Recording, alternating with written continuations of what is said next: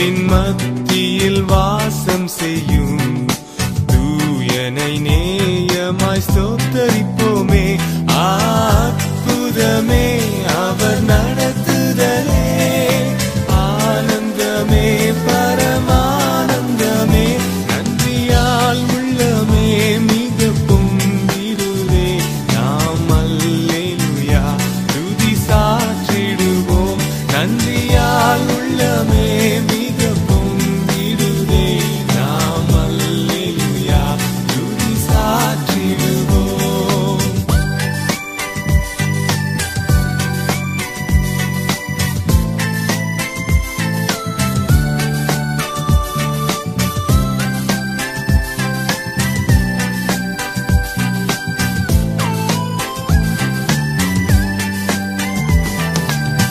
கடந்த நாட்களில் கண்மணி போ கருத்துடன் நம்மை காத்தாரே. கடந்த நாட்களில் கண்மணி போ கருத்துடன் நம்மை காத்தாரே. கர்த்தரையே நம்பி ஜீவித்திட கிருபையும் மீந்ததா ஸ்தோத்தரிப்போமே. அற்புதமே அவர் நடத்துதலே, ஆனந்தமே பரமானந்தமே, நன்றியால் உள்ளமே மிக பொங்கிடுதே. நாம் அல்லேலூயா துதி சாற்றிடுவோம், நன்றியால் உள்ளமே மிக பொங்கிடுதே. நாம் அல்லேலூயா துதி சாற்றிடுவோம்.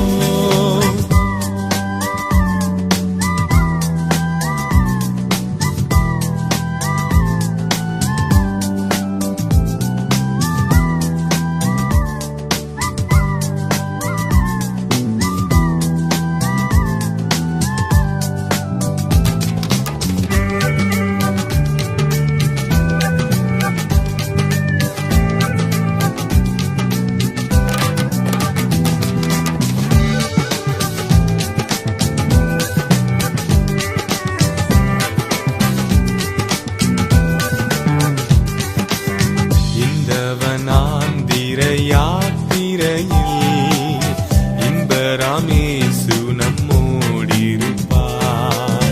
இந்தவனாந்திர யாத்திரையில் இன்பராமேசு நம்மோடிருப்பார். போகையிலும் நம் வருகையிலும் புகலிடமானதா சொத்தரிப்போமே.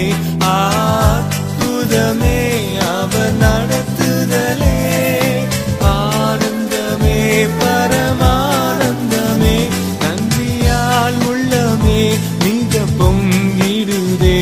நாம் அல்லேலூயா துதி சாற்றிடுவோம், நன்றியால் உள்ளமே மிக பொங்கிடுதே. நாம் அல்லேலூயா துதி சாற்றிடுவோம்.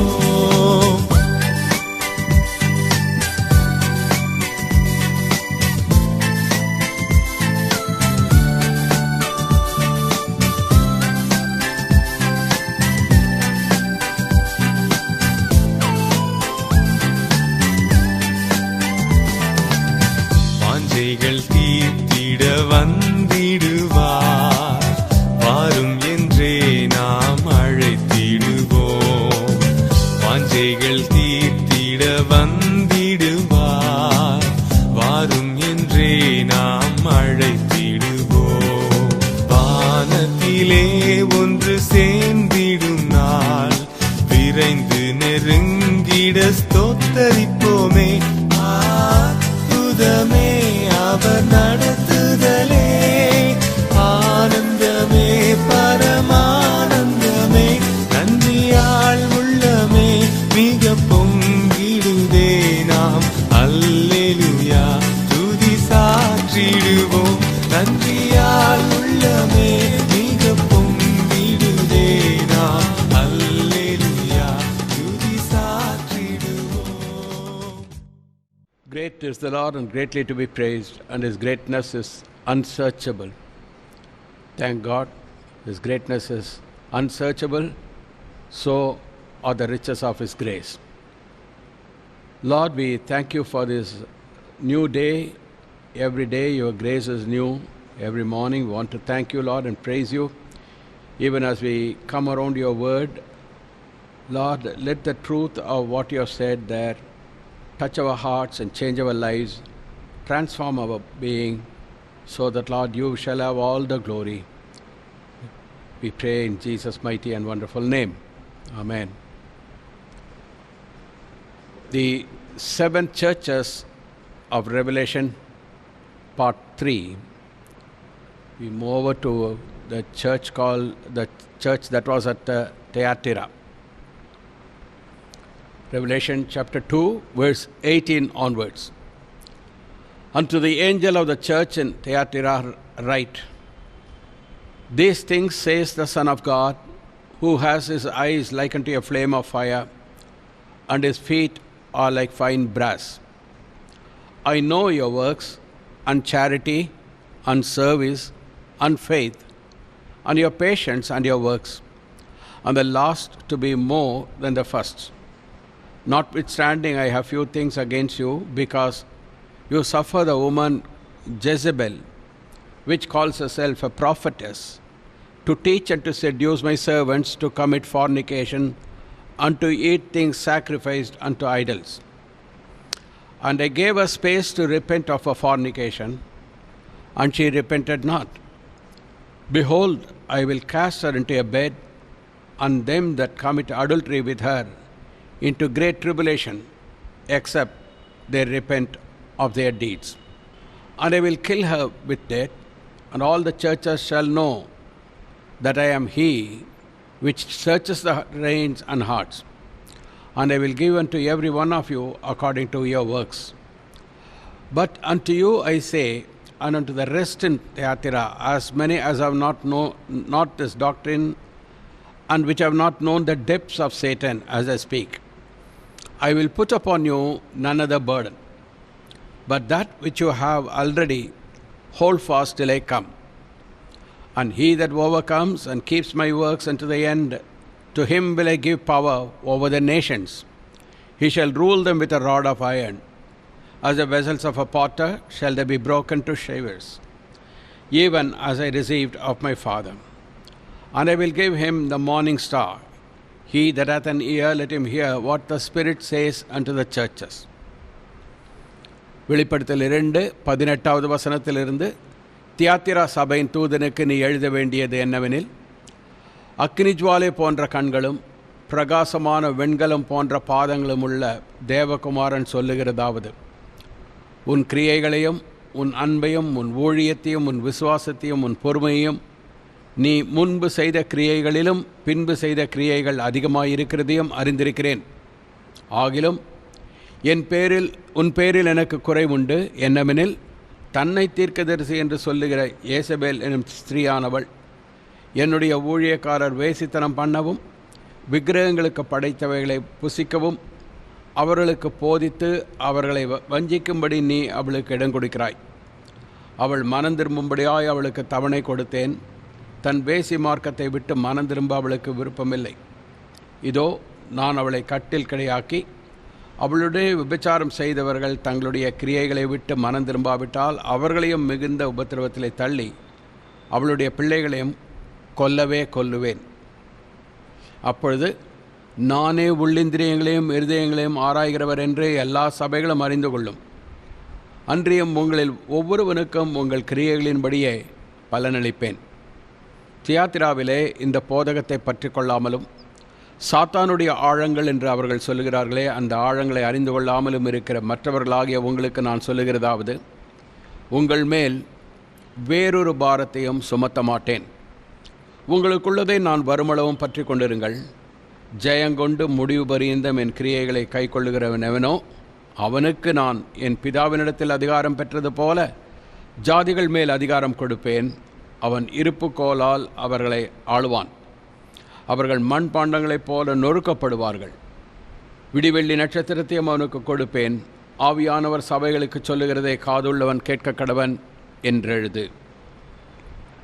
The modern city of Akhisar was previously in the ancient days known as Thyatira. Thyatira, then it was known during the 1st century. Now it's called Akhisar. We have seen Ephesus, Smyrna, Pergamum, and Thyatira is somewhat southeast of Pergamum. பெர்கமம் சபையிலிருந்து தென்கிழக்கு பகுதியாக இருக்கிறது தியாத்திரா சபை. அது அந்த நாளில் தியாத்திரா என்று அழைக்கப்பட்ட அந்த பட்டணமானது இப்பொழுது அக்கிசார் என்று சொல்லப்படுகிற பட்டணமாக இப்பொழுதும் இருக்கிறது. This is the modern city of Akhisar.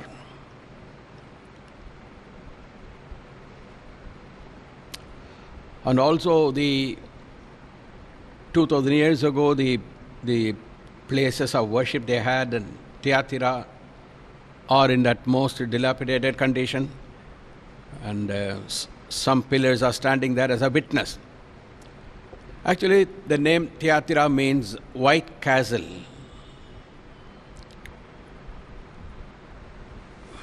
வெண்மையான கோட்டை என்ற அர்த்தத்தில் தியாத்திரா என்ற பெயர் வழங்கப்பட்டது. It was a very small city but a very busy commercial center.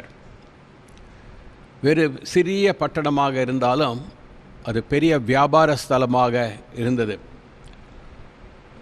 Center of indigo dye trade was very, very flourishing and prosperous there in that city. அப்போஸ்தலர் 16வது அதிகாரத்தில் லீதியாளை குறித்து வாசிக்கிறோம். பிலிப்பு பட்டணத்தில் முதலாவது இயேசு கிறிஸ்து ஏற்றுக்கொண்டவள் என்று பார்க்கிறோம்.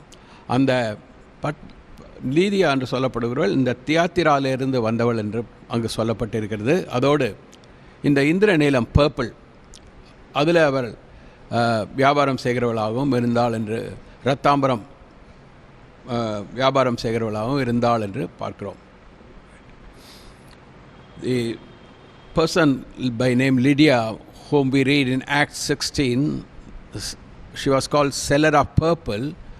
She was, even though Paul found her and she was the first convert at the city Philippi in the European continent, yet she was from Thyatira, we read in God's word, right? And she was a seller of purple, right? So this purple was very famous. In fact, only the royal family used to wear this. The purple robe, இந்திர நீலம் கொண்ட அந்த அங்கியை மிகவும் விலை உயர்ந்ததாக பெரிய பதவியில் இருக்கிறவர்கள் மட்டுமே போடக்கூடியதாக இருந்தது. Lydia was a seller of purple, but she hailed from Thyatira. You have here the picture of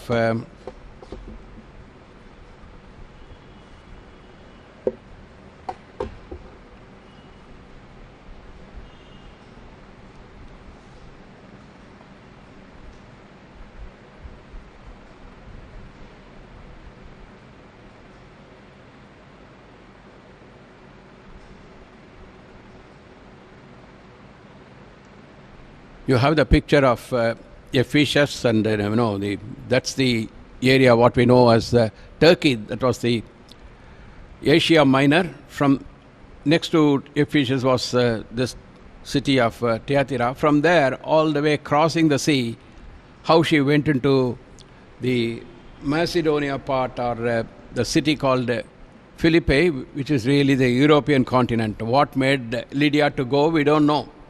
லீதியா என்று சொல்லப்படுகிற தியாத்திரா இப்பொழுது துருக்கி என்று சொல்லக்கூடிய ஆசியா மைனர் பகுதியிலிருந்து கடந்து எதற்காக அந்த பிலிப்பு பட்டணத்திற்கு போனால் என்று தெரியாது. ஆனால் அங்குதான் பவுல் அப்போஸ்தலர் போய் இயேசு கிறிஸ்துவை பிரசங்கம் பண்ண முதலாவது ஐரோப்பிய கண்டத்தில் இயேசுவை ஏற்றுக்கொண்ட ஸ்திரீயாக லீதியா இருந்தாள் என்று பார்க்கிறோம். So this Lydia was from Thyatira. The church of Thyatira, to which the Lord was addressing here, was guilty of compromise of a different kind. தியாத்திரா சபையில் இருந்த சபைக்கு ஆண்டவர் பேசுகிற போது அது உலகத்தோடு ஒப்புரவானதாக, சமரசம் பண்ணதாக, உலகத்தோடு ஒத்துப்போனதாக குற்றமாக ஆண்டவருடைய கண்ணில் காணப்பட்டது. அது வேறு விதமான பாவமாகவும் தவறாகவும் இருந்தது. மற்ற சபைகளில் பார்த்தது போல தியாத்திரா சபை உபத்திரவப்படலை, மற்றவர்களால் துன்பப்படுத்தப்படவில்லை. அவர்களுடைய விசுவாசத்திற்காகவோ இயேசு கிறிஸ்துவை மறுதலிக்கும்படியாகவோ அப்படியெல்லாம் அவர்கள் துன்பப்படுத்தப்படவில்லை. ஆனால் அங்கு கள்ள போதகங்கள் சபைக்குள்ளாக சபையை கெடுக்கிறதாக, பரிசுத்தத்தை கெடுக்கிறதாக இருந்தது. They were not struggling from external attack by way of persecutions, and they were not suffering like that, but they faced the attack from inside. The satanic attack had come inside the church with false teachings, with doctrines of demons and such other things, corrupting the people and making them to come under the rebuke of the Lord. There was particularly a woman named Jezebel who called herself a prophetess, a self-appointed woman, right? And she taught and seduced the believers of Thyatira. அங்கு தன்னைத்தானே தீர்க்கதரிசி என்று சொல்லக்கூடிய ஒரு ஸ்திரீ, அவள் தன்னுடைய துர்போதனையினால் இருந்த பரிசுத்தவான்களை, ஊழியக்காரரை அவள் கெடுத்து, கெட்ட ஆலோசனை கொடுத்து அவர்களை கிருபை நின்று விழும்படியாக, பாவத்திற்குள்ளாக போகும்படியாக தவறான போதனைகளினால் அவர்களை கெடுத்தாள் என்று இங்கு பார்க்கிறோம். Jezebel was a person very famous in the Old Testament, particularly one who came under attack by Elijah the prophet, whom Elijah detested very much. ஏலியாவின் காலத்தில் இருந்த ஆகாபின் மனைவி ஏசபேல், அந்த பெயர் கொண்டவள் இங்கு தியாத்திரா சபையில் இருந்தால், ஏசபேல் என்று சொல்லும் பொழுது அந்த பழைய ஏற்பாட்டில் இருந்த ஆகாபின் மனைவி, இஸ்ரவேலை வழிதப்பி போக சாத்தானுடைய கருவியாக இருந்த அவளை தான் அதிகமாக அவளுடைய போதனையை கொண்டதாகவே இந்த ஸ்திரீயும் காணப்பட்டாள். It was Jezebel, we read in the Old Testament, who spread that degraded worship widely among the 10 tribes of Israel. And she herself supported over 800 prophets of Baal who ate at her table.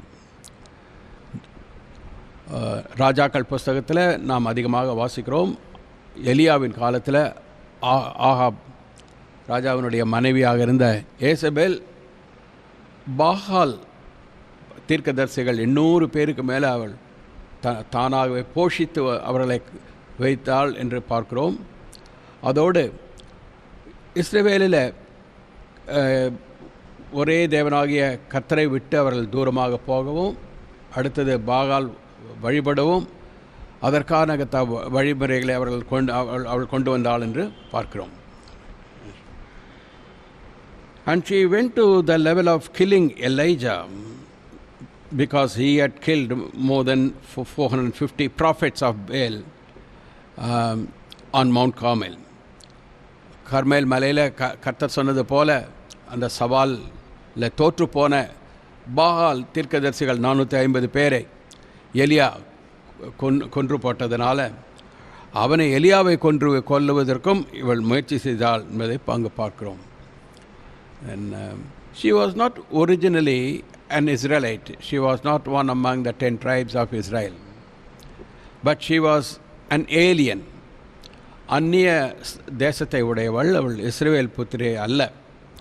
இருந்தாலும் இஸ்ரவேல் ராஜா Ahab அவளை திருமணம் செய்து அதன் மூலமாக அவளுடைய அதிகாரத்தினால இஸ்ரவேலே கர்த்தரை விட்டு போகவும், பாகாலை வழிபடவும் அதிகமாக விக்கிரகாராதனைக்குள்ளாக, விக்கிரகாராதனை மட்டுமல்ல கர்த்தருக்கு பிரியமில்லாத அருவருப்பான காரியங்களெல்லாம் ஈடுபட்டவர்களாக காணப்பட்டார்கள். And she went to the level of killing the innocent Naboth, who refused to give the inheritance that he got from his ancestors, the vineyard that was close to Ahab's palace.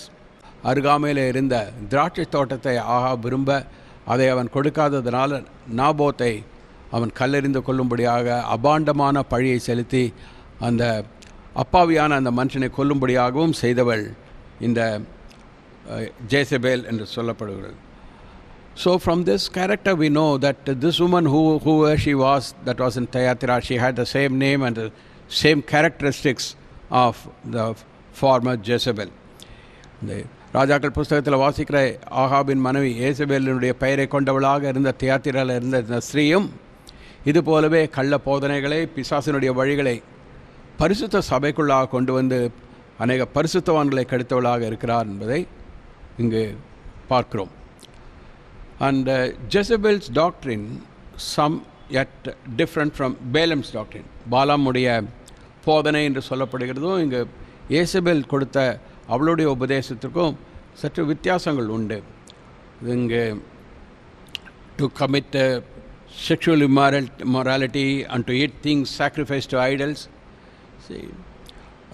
விபச்சாரம் பண்ணவும் விக்கிரகங்களுக்கு படைத்தவர்களை புசிக்கவும் என்று சொல்லி அவள் தைரியமாக பரிசுத்த விசுவாசிகளை செய்ய தூண்டினாள் என்பதை பார்க்கிறோம்.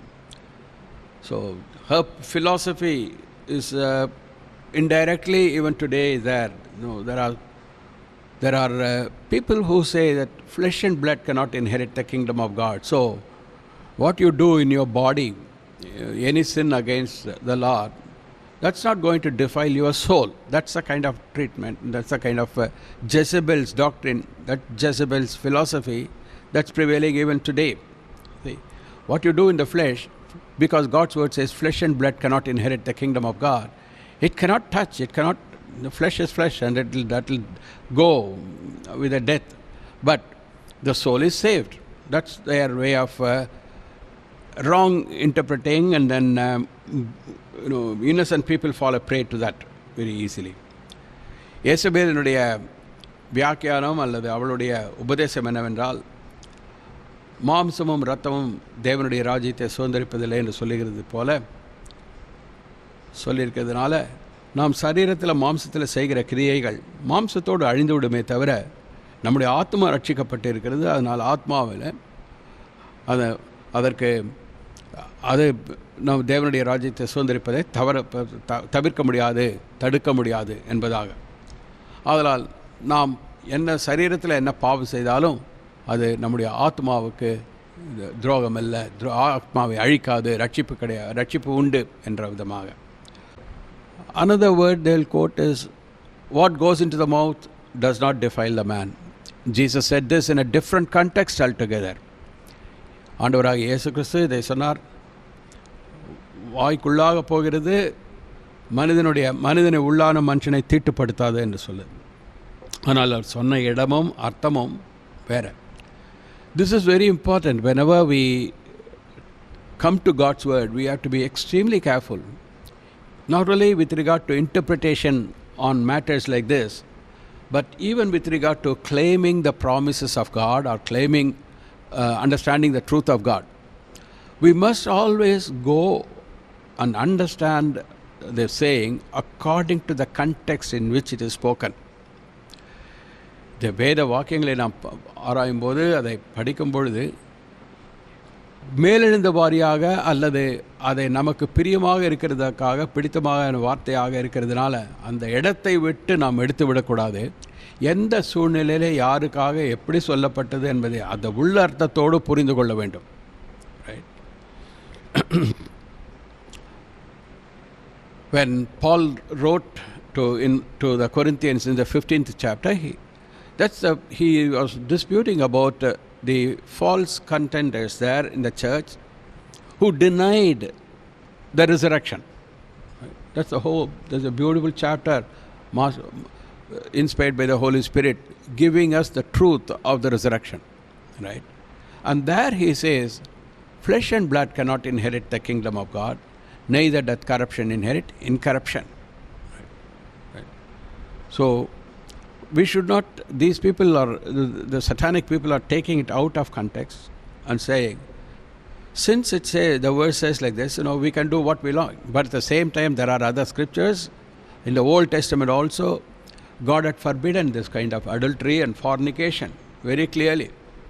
Thou shalt not commit adultery is one of the basic teachings, one of the 10 commandments of God. மாமிசமும் இரத்தமும் தேவனுடைய ராஜ்யத்தை சுதந்திரிப்பதில்லை என்று சொல்லப்பட்டது.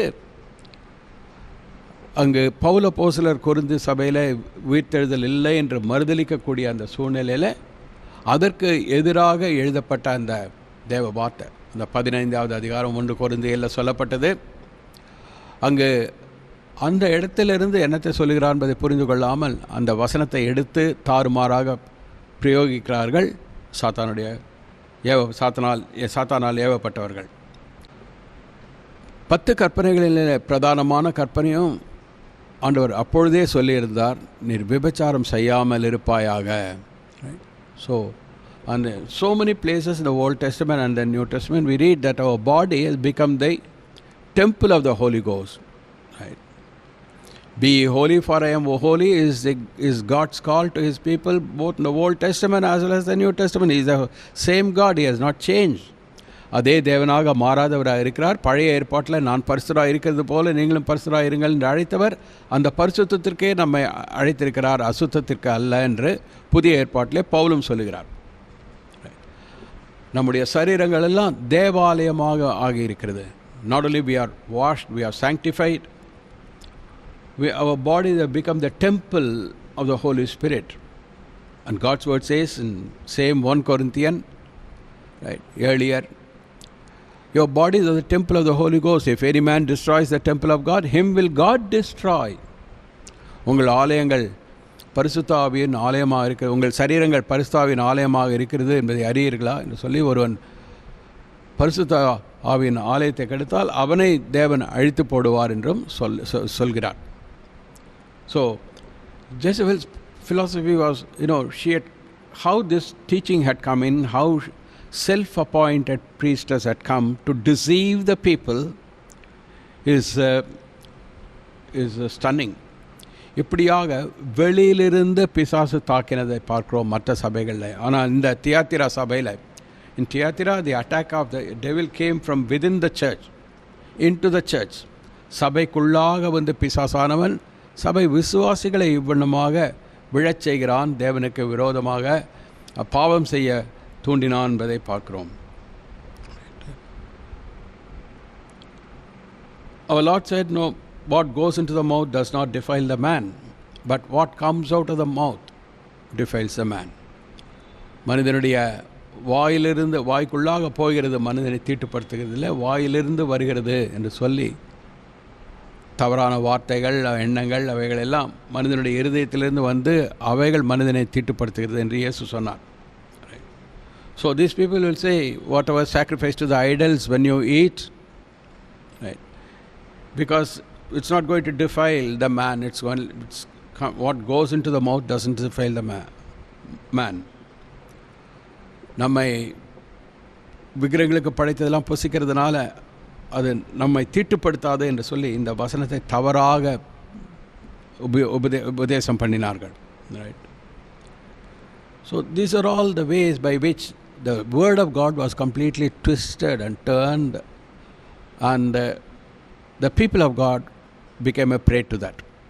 இவ்விதமாக தேவனுடைய வார்த்தை திருப்பி சொல்லி தேவ ஜனங்கள் அழிந்து போகும்படியாக, கெட்டு போகும்படியாக, பரிசுத்தை விட்டு விலகும்படியாக பிசாசா கிரியை நடப்புகிறான். அப்படி பிசாசு உபயோகித்த ஒரு நபர் தான் ஏசபெல் என்று சொல்லக்கூடிய அந்த ஸ்திரீ தியாத்திரா சபையில் இருந்தவள். Such a person whom the devil used was the woman who called herself a self-appointed prophetess in the church at Thyatira.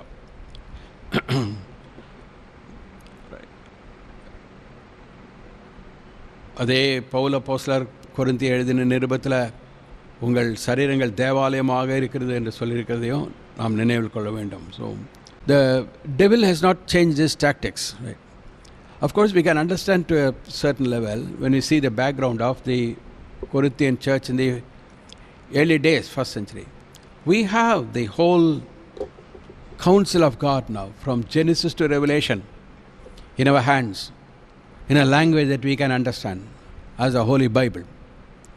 But when Paul went into, and the early disciples, apostles, when they went and preached the gospel, right, they didn't have this kind of order of service. They didn't have well-organized churches and buildings and the Bible in their hands.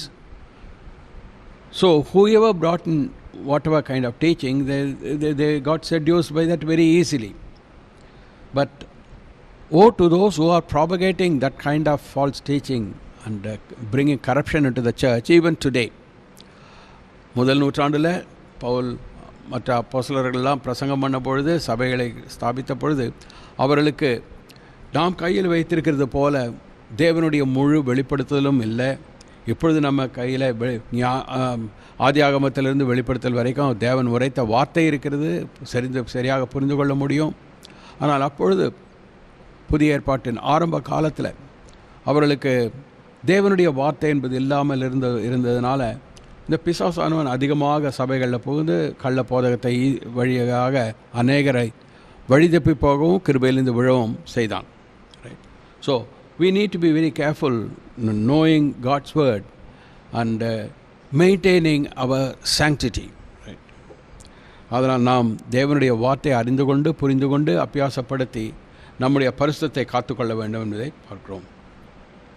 And here what the Lord is saying is, in spite of this Jezebel teaching fornication and adultery, yet the Lord says, I gave her space to repent of her fornication and she repented not.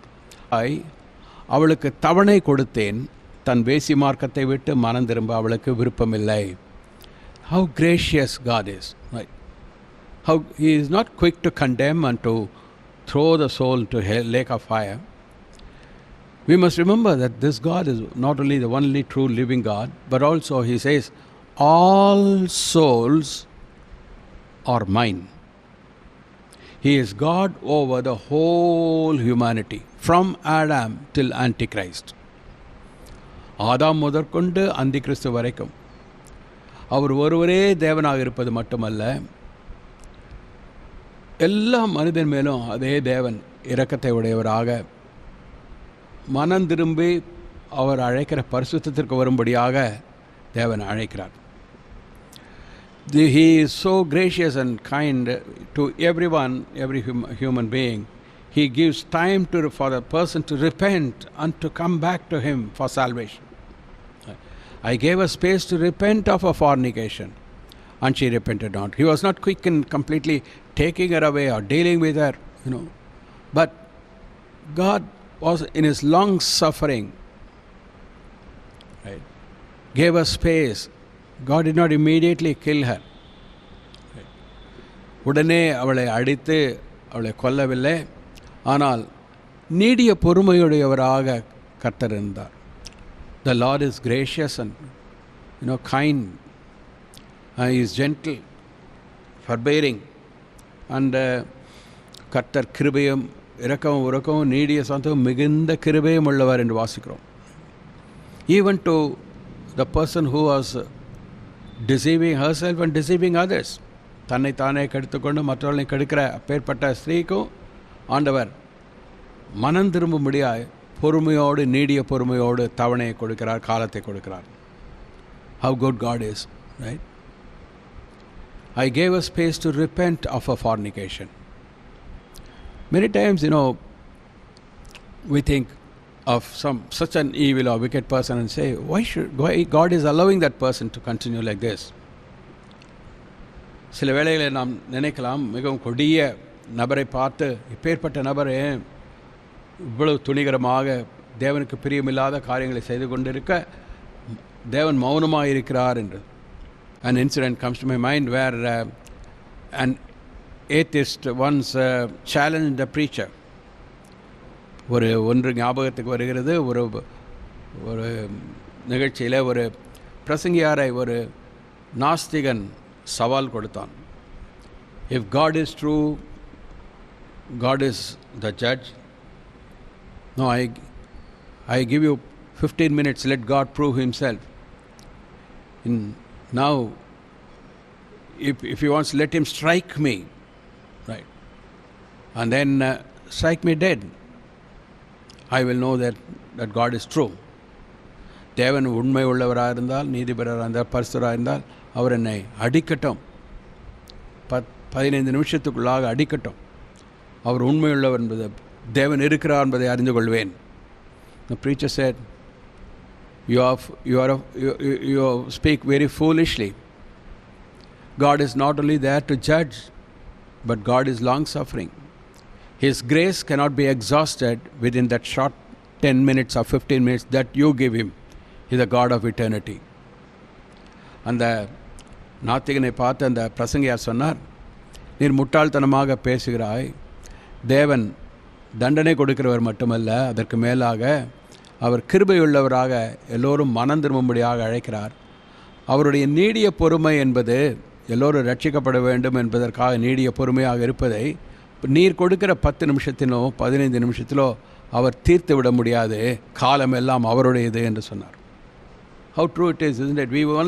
We are one-sided many times of our understanding of God.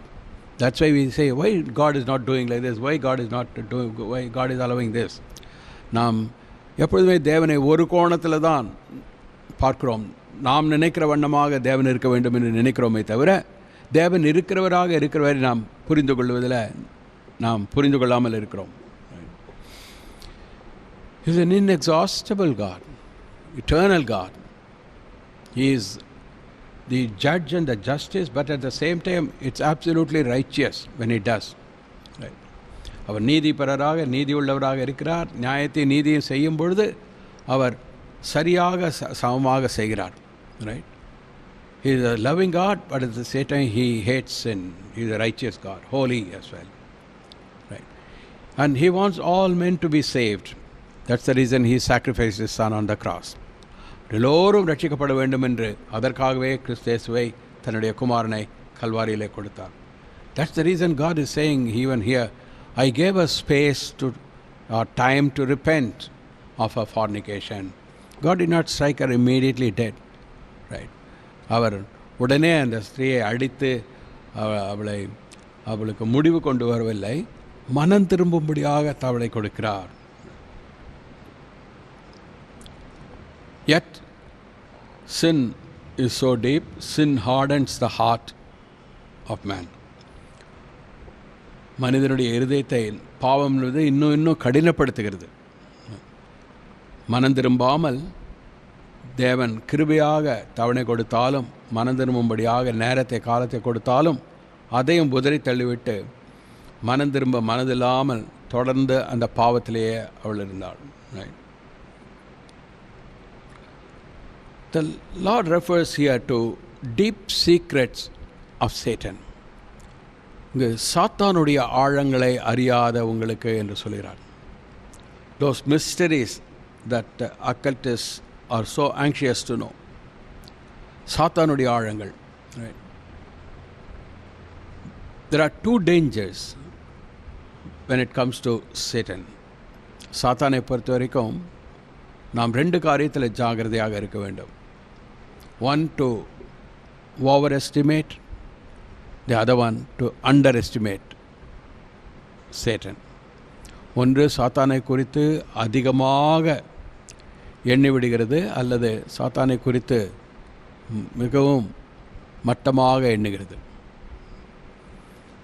We must know he is only a created being, though he aspired to be God. All through eternity he can never be God. A creator. There is only one creator who is God, our Lord. நம் தேவனாகிய கர்த்தர் ஒருவரே சிருஷ்டிகர். அவர் மட்டுமே தேவனாக இருக்கிறபடியால் சிருஷ்டிகராக இருக்கிறார். சிருஷ்டிக்கப்பட்ட எதுவும் நித்திய காலமாக ஆனாலும் சிருஷ்டிகராக மாற முடியாது. Somebody made this pulpit. Somebody made the table, the chair, the carpenter. That which somebody made can never become the maker, the carpenter. The chair cannot become a carpenter. Creatures are just creatures created by a wise, intelligent creator. இந்த புல்பிட்டையும் மேஜை, நாற்காலி, இவைகளெல்லாம் ஒருவர் யாரோ ஒருத்தர் செய்தார். செய்யப்பட்டவை செய்கிறவராக மாறிவிட முடியாது எவ்வளவு காலமானாலும். அதுபோலவே தேவன் சகலத்தையும் சிருஷ்டித்தார்.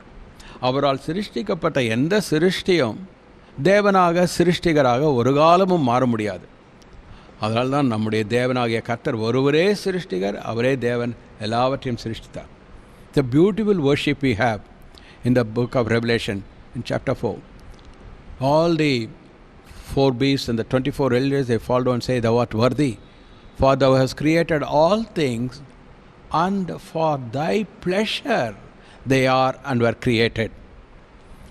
வெளிப்படுத்த 4வது அதிகாரத்தில் மிகவும் அழகாக வர்ணிக்கப்பட்டிருக்கிறது அந்த வானத்தில் எப்படி தேவன் தொழுது கொள்ளப்படுகிறார்னு சொல்லி. 4 மிருக ஜீவன்களும் 24 மூப்பர்களும் முகங்குப்புற முன்பாக அவருக்கு முன்பாக விழுந்து, தேவரீர் நீர் பாத்திரர், சகலத்தையும் நீர் சிருஷ்டித்தீர், எல்லா சிருஷ்டிகளும் உம்முடைய நாம மகிமைக்கென்று உம்முடைய திருப்திக்காகவே உம்மை தொழுது கொள்வதற்காகவே நீர் சிருஷ்டித்தீர் என்று சொல்லி, நீர் அந்த சிருஷ்டியெல்லாம் உம்மை தொழுது கொள்ள நீர் பாத்திரர் என்று அவர்கள் வணங்குவதாக நாம் பார்க்கிறோம்.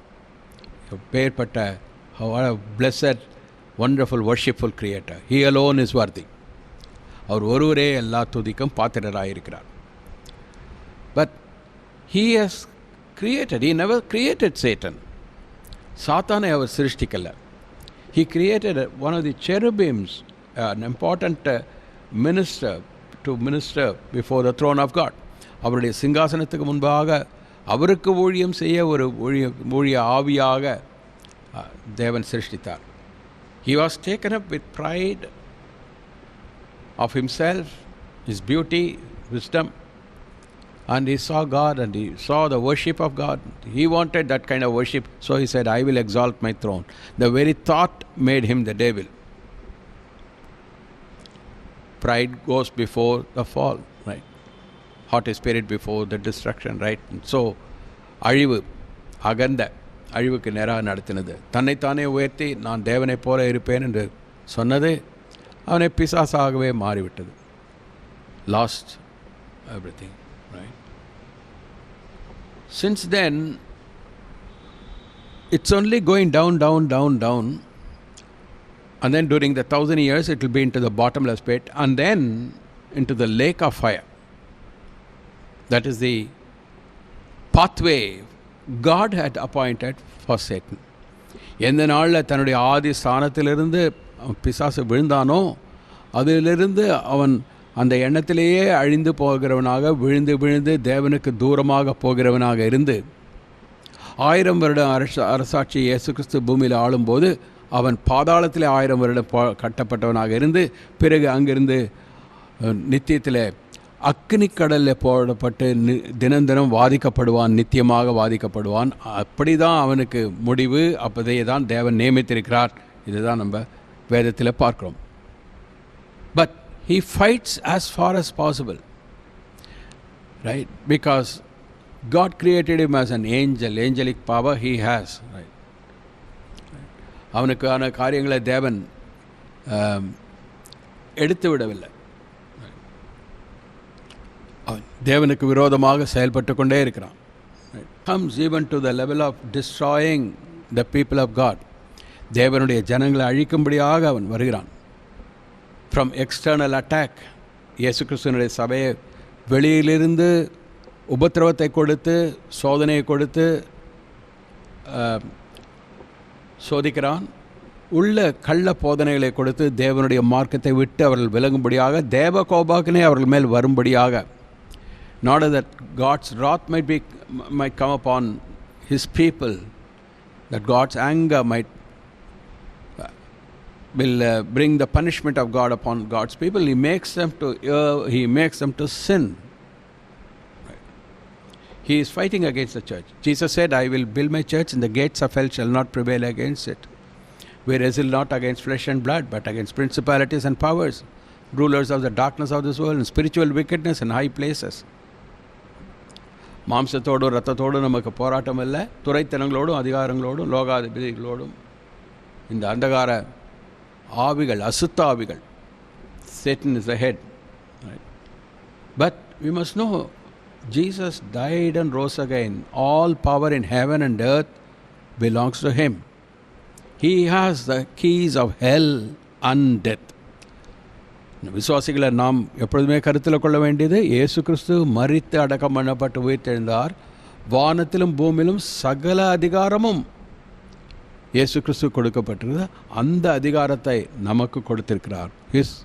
That power he has given to the church to overcome in his name, in my name. அவர் நமக்காக செய்த கிரியை, அவர் நம்முடையவராக இருக்கிறதுனால அவருடைய நாமத்தை நாம் பிரயோகிக்கும்படியாக, அதன் மூலமாக அவருடைய வெற்றி நம்முடைய வெற்றியாக ஆக்கிக்கொள்ள கர்த்தர் நமக்கு அவருடைய சபையை தெரிந்து கொண்டிருக்கிறார். The church is integrated, one with the Lord. He that is joined to the Lord is one in spirit. ஆவியின் மூலமாக கர்த்தரோடு சேர்ந்தவன் ஒன்றாக இருக்கிறான். His victory is our victory. So there are deep things, the secret things of Satan. In so many ways he works to deceive the people of the world and also to corrupt the people of God. அதனால் சாத்தானுடைய ஆழங்கள் என்று சொல்லும் பொழுது அறிந்து கொள்ள முடியாத எத்தனையோ ரகங்கள் விதங்கள் உண்டு. அவைகள் மூலமாக உலகத்தில் இருக்கிறவர்களை அவனுடைய வலைக்குள்ளாக விழச் செய்கிறது மட்டுமல்ல, சபையில் பரிசுத்தவான்களை கெடுக்கவும் செய்கிறான். The depths of Satan.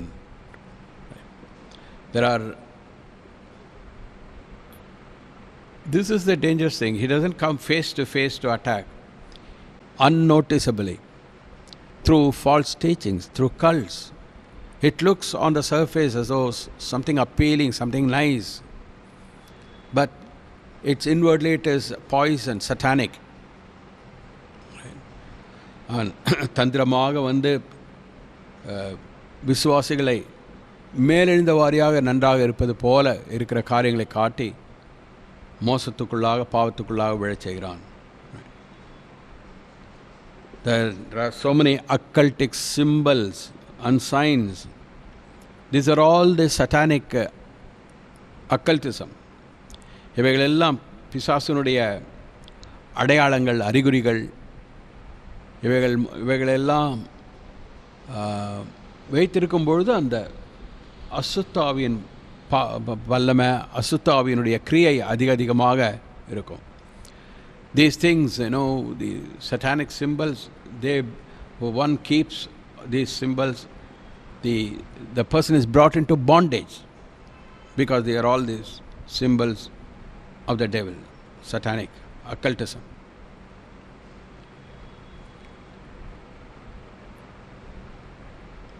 So the Lord says to the church,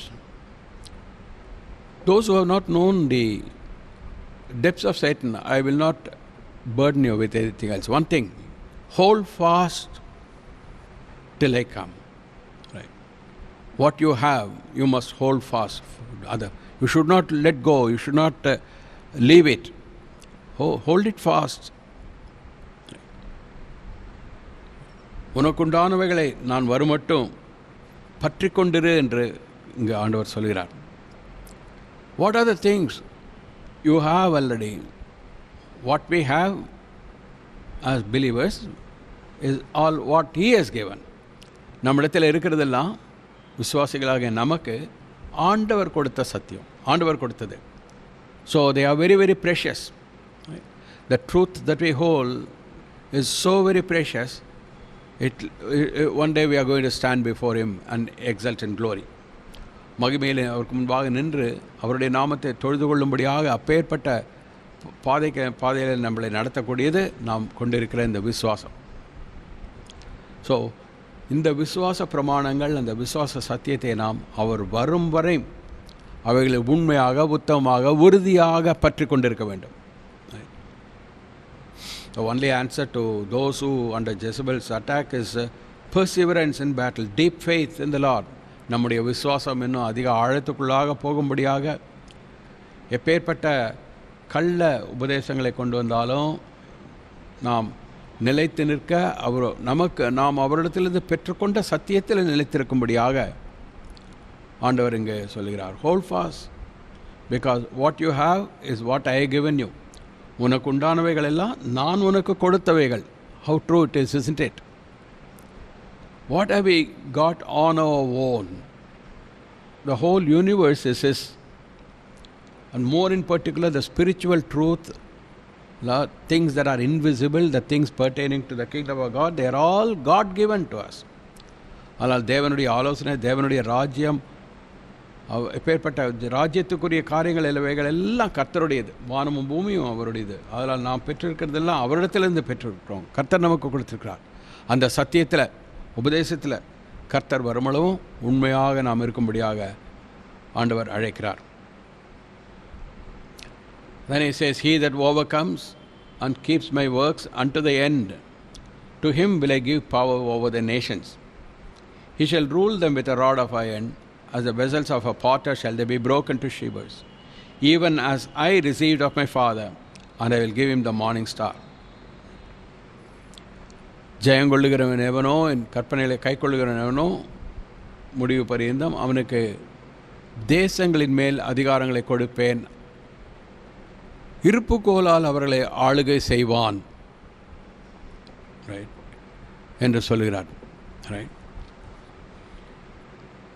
நான் எப்படி அதிகாரம் பெற்று, this verse is very important, verse 27, he shall rule them with a rod of iron. Who? The overcomer. He that overcomes, he shall rule them with a rod of iron. In Revelation chapter 12, John saw the great wonder in the heavens. A woman clothed with the sun and the moon, the stars and all that, the pregnant, about to deliver in labor pain, and a great red dragon standing before the woman to devour the child, to swallow the child as soon as it was born. But the child was born, even though dragon was standing, the child was born immediately, in a twinkling of an eye. It was caught up to the throne of God. So many would say that child was the Lord Jesus Christ, because Psalm 2 says, sit at my right hand, you are the son, I begotten you this day, and then you shall rule with a rod of iron. True, Christ is going to rule with a rod of iron, with all authority and power. சங்கீதம் 2வது சங்கீதத்தில் வாசிக்கும் பொழுது, அவன் இருப்புக்கோளால் தேசங்களை அரசாளுவான் என்று மேசியாவாகிய இயேசு கிறிஸ்துவை குறித்து சொல்லப்பட்டிருக்கிறது. அதனால் வெளிப்படுத்தல் 12வது அதிகாரத்தில் அங்கு ஒரு பெரிய அதிசயத்தை யோவான் பார்க்கிறார். ஒரு கர்ப்பவதியாகிய ஒரு ஸ்திரீ, அவள் குழந்தை பிரசவ வேதனைப்பட்டு இருக்கும் பொழுது அவளுக்கு முன்பாக வலுச்சற்பம் நிற்கிறது. அந்த குழந்தை பிறந்த உடனே குழந்தை விழலாம் என்று. ஆனால் ஒரு ஆண் குழந்தை பிறந்து தேவனுடைய சிங்காசனத்துக்கு எடுத்துக்கொள்ளப்பட்டது என்று வாசிக்கிறோம். அந்த எடுத்துக்கொள்ளப்பட்ட ஆண் குழந்தை தேவனுடைய சிங்காசனத்திற்கு எடுத்துக்கொள்ளப்பட்டதுனால அது மேசியாவாகிய இயேசு கிறிஸ்துவை குறிக்கிறது என்று சொல்லி. Right, not only the Lord Jesus Christ is going to rule over the nations with a rod of iron, but he shares his throne with the church. That's the church. அவர் தன்னுடைய சிங்காசனத்தை சபையோடு ஆளுகை செய்யும்படியாக அழைக்கிறார், அவருடைய சிங்காசனத்திற்கு அழைக்கிறார். Right? So he says here, as I overcame, even as I received of my Father, so the one who overcomes in my name, Jesus has given the authority. He has finished the work of redemption, the power of the blood, and they overcame him by the blood of the Lamb. சாத்தானை ஜெயிப்பதற்கு, பிசாசை ஜெயிப்பதற்கு, அவனுடைய தந்திரங்களை விழாமல் இருப்பதற்கெல்லாம் இயேசு கிறிஸ்து முழுமையாக எல்லாவற்றையும் ஏற்படுத்தி இருக்கிறார். அவருடைய நாமம், அவருடைய வல்லமை, அவர் நமக்காக சிந்தின ரத்தம், தெய்வீக ரத்தம். அதனால் அவருடைய நாமத்தில் அவர் நமக்காக சம்பாதித்த அந்த ஜெயத்தில் நாம் ஜெயம் பெறும் பொழுது, the battle is already over. He has gotten the victory. ஜெயம் ஏற்கனவே அவர் பெற்றிருக்கிறார். அந்த ஜெயத்தில் நம்ம போகிறோம். The overcomer shall rule with a rod of iron. Right. as the vessels of a potter shall they be broken to shivers, even as I received of my Father. நான் எப்படி பிதாவினிடத்தில் அதிகாரம் பெற்று ஜெயங்கொண்டேனோ அதுபோல் ஜெயங்கொண்டு பிதாவினிடத்தில் அதிகாரத்தை பிதாவினுடைய சிங்காசனத்தை அமர்ந்தவனோ அதுபோல் ஜெயங்கொள்ளுகிறவன் எவனோ என்று சொல்லி சபைக்காக சொல்கிறார். So here we must understand very clearly the church is also called. So the man-child, we can say that's the taken up the raptured saints or the church of Jesus Christ. So the Lord is calling the church to that overcoming life. Right. He that overcometh shall inherit all things. Here he is promising to the church at Thyatira to overcome, not to subject themselves, not to fall into the deception of the devil. Right. சாத்தானுடைய ஆழங்களுக்குள்ளாக விழாமல், சாத்தானுடைய தந்திரங்களுக்கு ஆளாகாமல் அவனை ஜெயிக்கும்படியாக கர்த்தருடைய நாமத்தில், இயேசு கிறிஸ்து நாமத்தில் ஜெயம் எடுக்கும்படியாக ஆண்டவர் அழைக்கிறார். அதோடு ஜெயங்கொள்ளுகிறவன் எவனோ அவனுக்கு நான் தேசங்களின் மேல் அதிகாரத்தை கொடுப்பேன் என்றும் சொல்கிறார். Right. So this is the church that was at Thyatira. I will give him the morning star. So the next one is the church at Sardis. Chapter 3 verse 1, unto the angel of the church in Sardis write, these things says he that hath the 7 spirits of God and the 7 stars. I know thy works, that you have a name that you live and are dead. Be watchful, strengthen the things which remain that are ready to die. For I have not found your works perfect before God. Remember therefore how you have received and heard, and hold fast and repent. If therefore you shall not watch, I will come on thee as a thief, and you shall not know what hour will I come upon thee.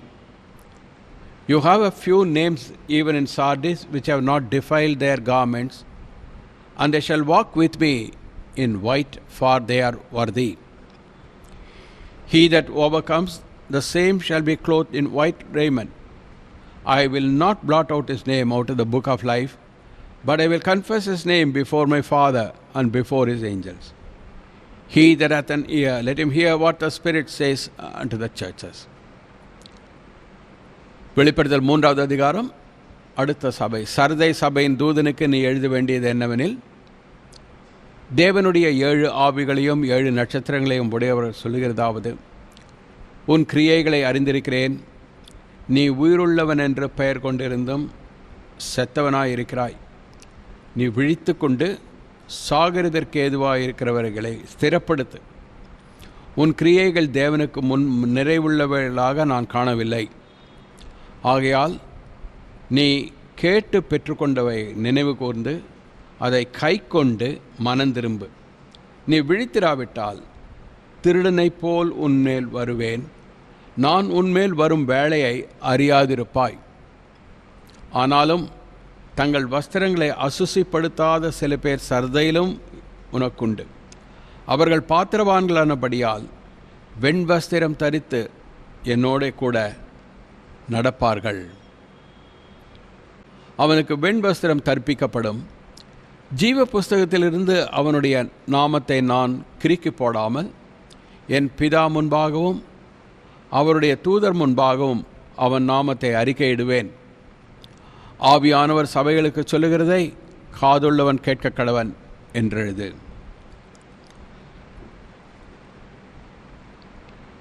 Here is a picture of the modern Turkey and what was known as Sardis. Even today it's Sardis remaining the same place. 30 miles from the previous Thyatira.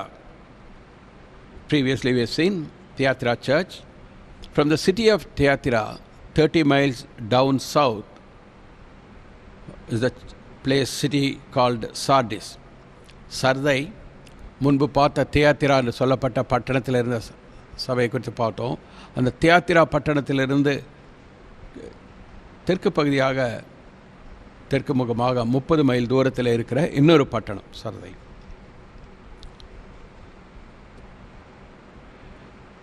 This is the Sardis even now. The old places of worship, the high columns are all a visible proof that the New Testament was absolutely true. புதிய ஏற்பாட்டு எல்லாம் சொல்லப்பட்டவைகள் எல்லாம் உண்மை என்பதை விவரிக்கும்படியாக அந்த காலத்தில் இருந்த இந்த கோயில்கள்லாம் இடிந்து போன நிலையில் சாட்சியாக இன்றைக்கும் இருக்கிறது. 2000 வருஷத்துக்கு பிறகு நாம் அதை உணர்ந்து கொள்ளும்படியாக. டெம்பிள் ஆஃப் ஆர்டிமிஸ், வானராக்கினைக்கென்று கட்டப்பட்ட கோயில்கள், ஆராதனை செய்கிற இடங்கள். தி modern Turkey is pictured here in different colors as to what it was during the first century or in the earlier days. இப்பொழுது வண்ணமாக சித்தரிக்கப்பட்ட இந்த வரைபடம் இப்பொழுது துருக்கி என்று சொல்லப்படுகிற இடத்தை காண்பிக்கிறது. ஆனால் முதல் நூற்றாண்டில் எப்படி பல்வேறு பகுதிகளாக பல்வேறு ராஜ்யங்களாக இருந்தது என்பதை காட்டுகிறது. Cilicia, Cappadocia, Bithynia, Galatia, Lycaonia, Pisidia, Pamphylia, right, Lycia, Lydia, Phrygia. These are various regions they were divided into, right. பல்விதமான பகுதிகளாக இப்பொழுது நம்ம மாகாணங்கள், மாநிலங்கள்னு சொல்லுகிறது போல் அந்த காலத்தில் இருந்தது. அவைகளெல்லாம் ஒன்றாக இணைக்கப்பட்டு துருக்கி தேசமாக இருக்குது. Modern days it's the all put together that make up the Turkey today. But those days this half the region was called Lydia. இந்த பழைய நாட்களில் பாதி மாகாணங்கள் எல்லாம் சேர்ந்து லீடியா என்று சொல்லப்படுகிற பகுதியாக இருந்தது. அந்த பகுதிக்குள்ளாக இந்த ஸ்மிர்னா, சார்தை, எபேசு இது போன்ற சபைகள்லாம், பெர்கமம், தியாத்திராவைகள்லாம் இருந்தது. The Sardis, the present day city, இந்த நாளிலும் சர்தை எப்படி இருக்கிறது என்பதை இந்த படத்தில் பார்க்கலாம்.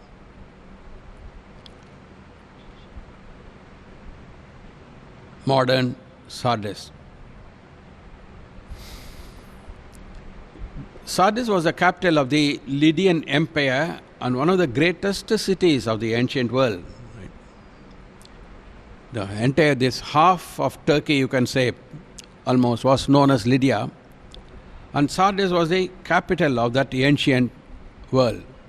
அப்பொழுது இருந்த லிதியான்னு சொல்லப்படுகிற பகுதிக்கு சர்தை பெரிய தலைநகராக இருந்தது. Throughout history, Sardis was known as a great military power in that area. ஒரு வல்லமையுள்ள நாடாக இருந்தது. Many believed, because of the natural construction as such, that the city's defenses were impregnable. எதிரிகளால் தகர்க்க முடியாத, ஊடுருவி போக முடியாத, ஜெயிக்க முடியாத ஒரு பட்டணமாக இருந்ததாக அந்த காலத்தெல்லாம் நினைக்கப்பட்டு வந்தது. Because the natural construction was such that அந்த பட்டணத்தை சுற்றி இயற்கையாகவே அமைந்திருந்த பெரிய கண்மலைகள், ரைட், அந்த மலைகளெல்லாம் தாண்டி வருவது என்பது, அந்த பட்டணத்தை பிடிக்க வருவது என்பது முடியாத காரியமாக இருந்தது. It was impregnable or unapproachable by the enemies to come and to invade. அந்த நாட்டை பிடிக்க, அந்த பட்டணத்தை அழிக்க எதிரிகள் வர முடியாதபடி இந்த மலைகள்லாம் அவர்களை எல்லா இடத்துலேருந்தும் பாதுகாப்பாக இருந்தது, அரணாக இருந்தது. You can see the old buildings of Artemis in the foreground, completely destroyed, standing even today. இன்றைக்கும் இருக்கிற இந்த ஆர்டிமிஸ், இந்த வானராக்கினியுடைய கோயில்கள்லாம் இடிந்து போன ஸ்தூபிகள் மட்டும் நிற்கிறத பார்க்குறோம். Right. The only way the enemy's forces were able to penetrate into the city's defenses was due to the negligence of the city's watchmen. அந்த பட்டணத்தை காக்கிறவர்கள் அஜாக்கிரதையினால் அவர்கள் கொஞ்சம் உறங்குகிறதுனால, அயர்ந்து போன நேரத்தில் உறங்குகிறதுனால, அதன் மூலமாகத்தான் எதிரிகள் இந்த பட்டணத்தை வந்து தாக்க முடியும். மற்ற நேரங்களில் வேறு எந்த விதத்திலும் வந்து அவர்கள் தாக்க முடியாதபடி அரணாக பாதுகாப்பாக இருந்த பட்டணம். When the watchmen were gone, the enemy forces were able to scale a nearby cliff, open the main gate and let their forces in. This kind of attack happened twice in the history of Sardis. அந்த காவலாளிகள், அந்த நகரத்தை காக்கிறவர்கள், அந்த காலத்திலலாம் பட்டணங்களை சுற்றி மதில் சுவர்களும் அதை சுற்றி பெரிய கதவுகளும் இரும்பு கதவுகளும் உண்டு. அதை காவலாளிகள் உண்டு, காப்பது உண்டு. அந்த ஒரே ஒரு வழியில் தான் வந்து எதிரி வந்து அந்த பட்டணத்தை, சர்தை பட்டணத்தை தாக்க முடிந்ததாக இருந்தது. அது எப்பொழுது என்றால், இந்த காவலாளிகள், பட்டணத்தை காவலாளிகள் உறங்கும் பொழுது, அவர்கள் வந்து அசதியாக இருக்கும் பொழுது, அஜாக்கிரதையாக இருக்கும் பொழுது, உறங்கும் பொழுது, அங்கு இல்லாமல் இருக்கும் பொழுது, அப்பொழுது தான் அவர்கள் வந்து அந்த பெரிய வாயிலை திறந்து உள்ளே வந்து அந்த நகரத்தை தாக்க முடியும். அப்படியாக இருந்தது. அதுபோல் அந்த பட்டணமானது, சர்தை பட்டணம் 2 முறை தாக்கப்பட்டது சரித்திரத்தில். In many ways, the Lord is comparing what happened to the city to the church. அங்கு இந்த சரித்திரத்தில் 2 முறை எதிரிகளால் தாக்கப்பட்ட அந்த அனுபவத்தை வைத்து, உவமையாக வைத்து, அங்கு சர்தையில் இருந்த சபைக்கு ஆண்டவர் சொல்லுகிறார். Right? Just as the Sardis city had a reputation for being impenetrable, but negligent and carelessness of the enemy's attack, the workmen were asleep. The church was in a bad condition. எப்படி அந்த காவலாளிகள்லாம் அயர்ந்து தூங்கி அஜாக்கிரதையாக இருந்த பொழுது எதிரிகள் வந்து அதை 2 முறை அதை அழித்தார்களோ, பட்டணத்தை கைப்பற்றினார்களோ, அதுபோல் சபையும் தூங்குகிற நிலைமையில் இருக்கிறது. அதனால் அந்த சூழ்நிலையை உபயோகித்து பிசாசானவன், எதிரியானவன் வந்து சபையை தாக்குகிறான் என்ற முறையில் ஆண்டவர் சொல்லுகிறார் இங்கே. Right? The church had a reputation for being alive, but was actually dead spiritually.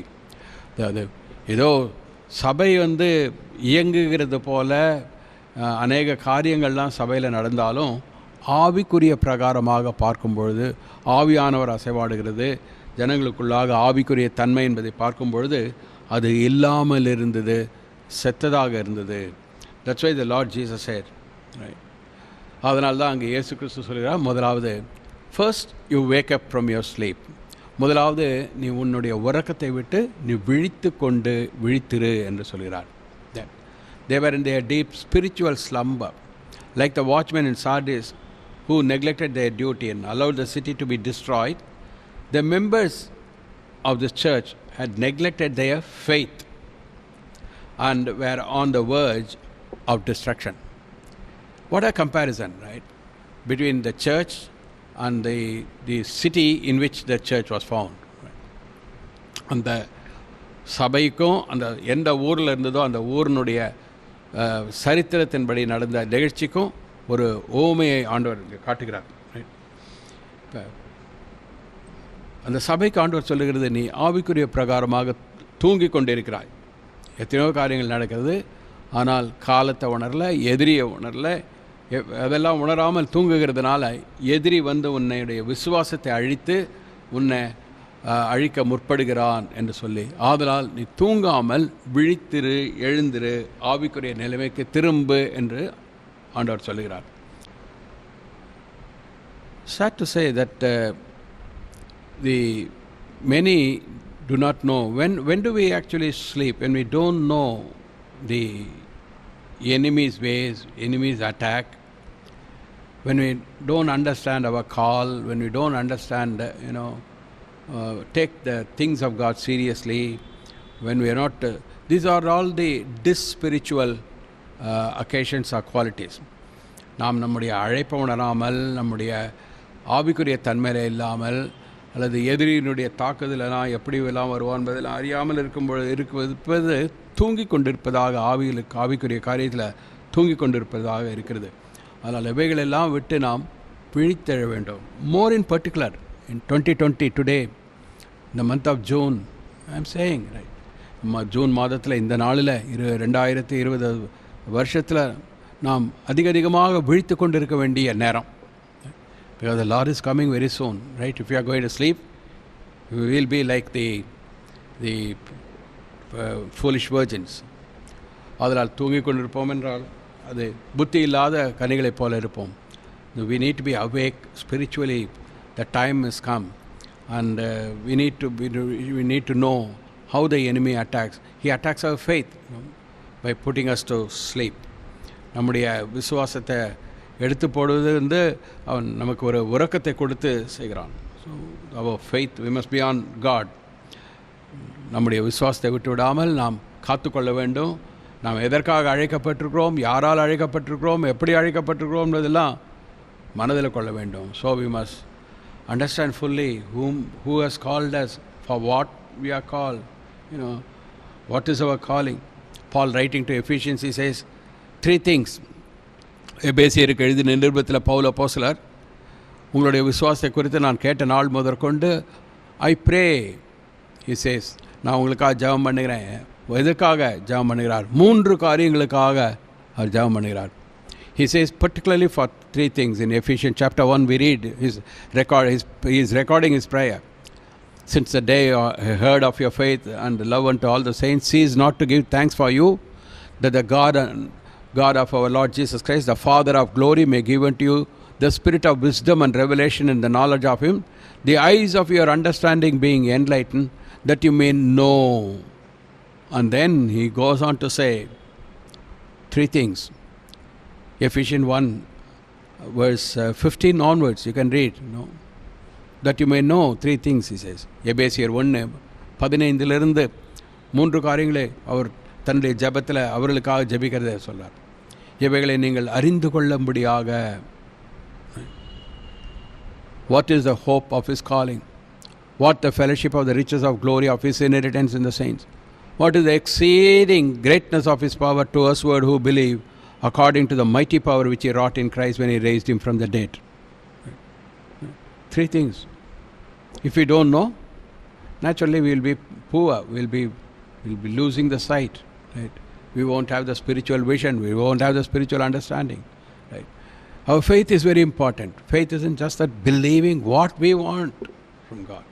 நமக்கு ஏதோ ஒன்று தேவை, அதுக்காக கேட்கறது தான் விசுவாசம்ன்றது வச்சிருக்கூடாது. That's how the Christianity is going on today. Something I desire, this is what I plan, the mind of my God is great, and so I want all these things. That is faith. No, not at all.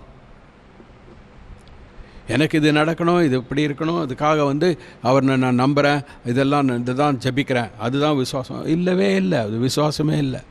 Selfishness. Paul records that you may know, he says, இவைகளை நீங்கள் அறிந்து கொள்ளும்படியாக. That word know is epignosis, or full knowledge or understanding, that knowledge that motivates us, that knowledge that revolutionizes. நீங்கள் அறிந்து கொள்ளும்படி பவுல் அப்போஸ்தலர் சொல்லுகிறது நம்மை மாற்றக்கூடியதாக, டிரான்ஸ்ஃபார்மிங் கம்ப்ளீட்லி. அவர் அண்டர்ஸ்டாண்டிங் நமக்கு புத்தி புகட்டுகிறதாக இருக்கிறது. அதனால் ஆண்டவர் என்னத்தை வைத்திருக்கிறார், என்ன இதற்காக அழைக்கப்பட்டிருக்கோம், இதெல்லாம் நம்ம புரிந்து கொள்கிறது தான். It's a battle. Christian life is a battle, right? Christian life is like riding a bicycle up on a hill.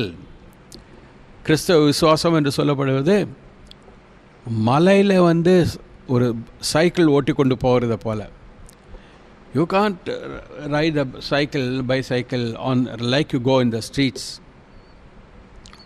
Plain சமனான ஒரு ரோட்டில் தெருவில் சைக்கிள் ஓட்டி கொண்டு போவது போல மலையில் ஓட்ட முடியாது.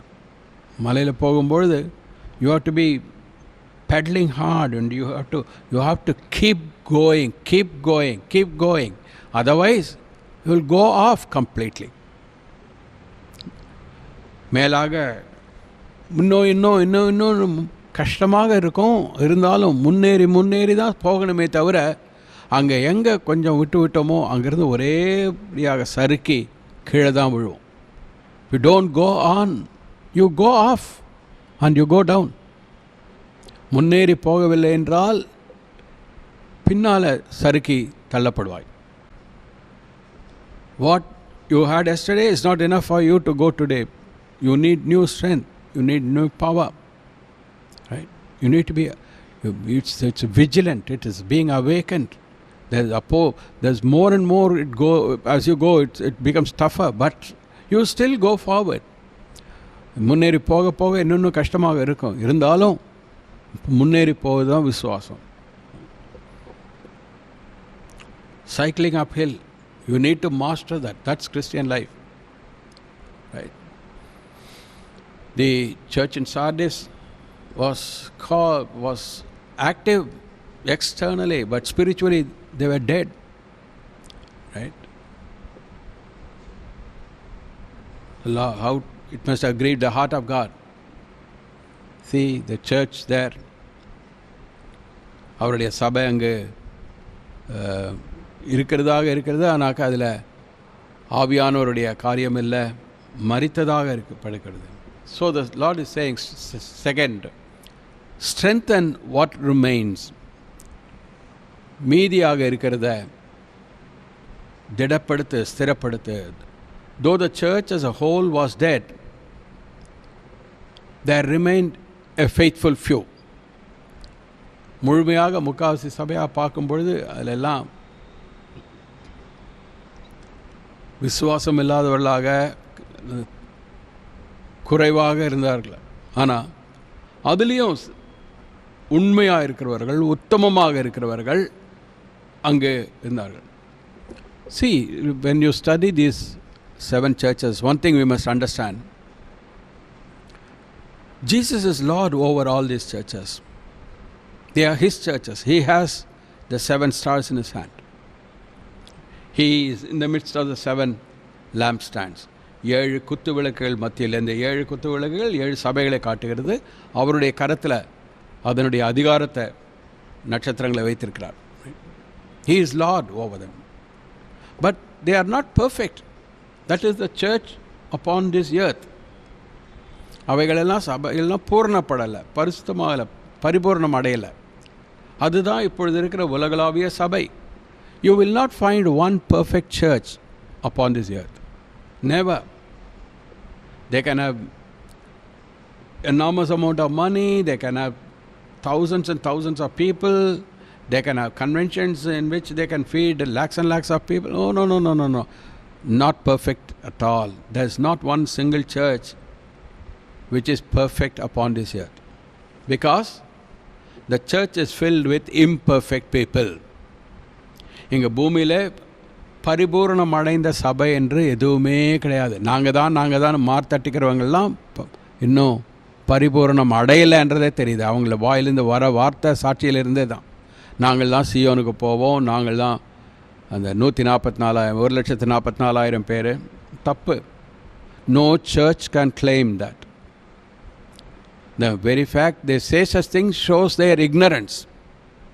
அவர்கள் தான் நாங்கள் தான் இந்த 1,44,000 பேர் நாங்கள் தான் சொல்லி அவங்களே பங்கு போடுறது போல் பேசுகிறதெல்லாம் அவர்களுடைய அறியாமையே, மடத்தனத்தை தான் காண்பிக்கிறதே தவிர அவர்கள் இன்னும் பரிசுத்தம் அடையலை, பரிபூர்ணம் அடையலைன்றதை காண்பிக்கிறது. You will not find one perfect church. But the Lord is in the midst of imperfect church to make the perfect church, one glorious church. இந்த 7 சபைகள் மத்தியில் இருக்கிறது போல அவர் இந்த நாளில் உலகளாவி அவருடைய சபை எல்லாம் அவருடையது. சபையில் சபைக்கு தலையாக இயேசு கிறிஸ்து இருக்கிறார். பரிபூர்ணம் ஆகாத அந்த சபையின் மத்தியில் அவர் ஆளுகை செய்து பரிசுத்தப்படுத்துகிறார். ரைட். அந்த சபையை பரிசுத்தப்படுத்துகிறவர். He sees, he has eyes like unto flames of fire. பார்க்கிறதுக்கு அவருடைய கண்கள், அக்னிஜுவாலையின் கண்கள் எல்லாவற்றையும் ஊடுருவி பார்க்கும், ஒவ்வொரு தனிப்பட்ட முறையாக பார்க்கும். God looks at each individual. Right. And what we are lacking spiritually, not our bank balance, not our material things. Right? And He wants to perfect each and every person because they are His. அவருடைய விசுவாசிகளாக இருக்கிறதுனால அவர்களுக்குள்ளே இருக்கிற குறையெல்லாம் அவர் பார்க்கிறார். Nobody can hide anything. Eyes like unto flames of fire. Right? And he will not let a believer go. He will perfect. He knows. He's not outright to condemn everybody. முழுமையாக எல்லாரையும் கடிந்து அப்புறப்படுத்துறதுக்காக ஆண்டவரில் அதில் சில பேர் ஆண்டவருடைய பார்வையில் ஏற்றுக்கொள்ளப்படத்தக்கவர்களாக இருக்கிறாள். I know there are some who are there, faithful few. They are worthy. They will walk with me in white. அவர்கள் வெண் வஸ்திரம் தரித்து என்னோடு நடப்பார்கள். Right? So go on, the faith is. So he tells the church here, strengthen what remains. The faithful few, they are not corrupted, they are not defiled. சில பேர் இருக்கிறார்கள் உங்களில் சிலர். See, that's very important. Jesus is coming for the church. It's not that all the church with all the building is going to go up. We need to be very careful. Not all the church believers are going to go up. Those who are there white, they are worthy. வெண் வஸ்திரம் தரித்து இருக்கிறவர்கள் சிலர் உங்களில் கரைபடாதவர்கள் உண்டு, அவர்கள் என்னோடு நடப்பார்கள். So Jesus is calling them to strengthen what is remaining there, faithful to the Lord. மீதியாக இருக்கிற சாகிறதுக்கு ஏதுவாக இருக்கிறவைகளை ஸ்திரப்படுத்து என்று சொல்கிறார். To remember what you receive unheard. அடுத்ததாக நீர் எவைகளை பெற்றுக்கொண்டாயோ ஆகையால் நீ கேட்டு பெற்றுக்கொண்டவையை நினைவு கூர்ந்து. The church is talking spiritual things. So what are all the things the church received, the original teachings that they were given, right? They had to hold fast. They have to, how they have received and what they have heard, reflect upon the original teachings. Let me ask you, the apostolics, how many of you know what makes us as apostolic church? What are our tenets? The things most surely believed among us. Right? நம்முடைய விசுவாச பிரமாணம் என்ன, நம்முடைய விசுவாசம் என்ன, நம்ம அப்போஸ்தல சபை என்று அழைக்கிறதுக்கு காரணம் என்னென்ன கோட்பாடுகள். Do you know the tenets of our faith? Right? Very important because they are spiritual truths. These days, Pentecost would mean no jewels, wearing only white and white. Where? Well, not always. Only when you come to church, wear white and white. No jewels, no taking medicine. These three things make up so-called Pentecost. Where is it given in the scripture? What was the Pentecostal church that started on the day of Pentecost? இந்த நாட்களில் பெந்தேகோஸ்தேன்னு சொன்னால் மருந்து எடுக்கக்கூடாது, நகை போடக்கூடாது, சபைக்கு வரும்போது மட்டும் வெள்ளை போட்டு வரணும். எங்கே இருக்குது இந்த மாதிரி தான் Pentecost சபைன்றது? But God has given what makes us as Pentecostal people is the power of the Holy Spirit and the things of God which we have heard, which we have received. Right? The teachings of the law, the teachings of the New Testament, they are very, very given. They are all for our soul's edification, for our perfection. Those things sanctify us. Those things separate us from the world. Those things bring us closer to God. Right? அப்பேற்பட்ட விசுவாசம் அவைகளில் சொல்லப்பட்டது. அவைகள் தான் நம்முடைய ஆத்மாவை பரிசுத்தப்படுத்துகிறதாக தேவனோடு சேர்க்கிறதாக இருக்கிறது. So remember, the Lord is saying, மறந்து விடாத, ஞாபகத்தில் வைத்துக்கொள், கேட்டு பெற்றுக்கொண்டாலே நினைவு கூர்ந்து.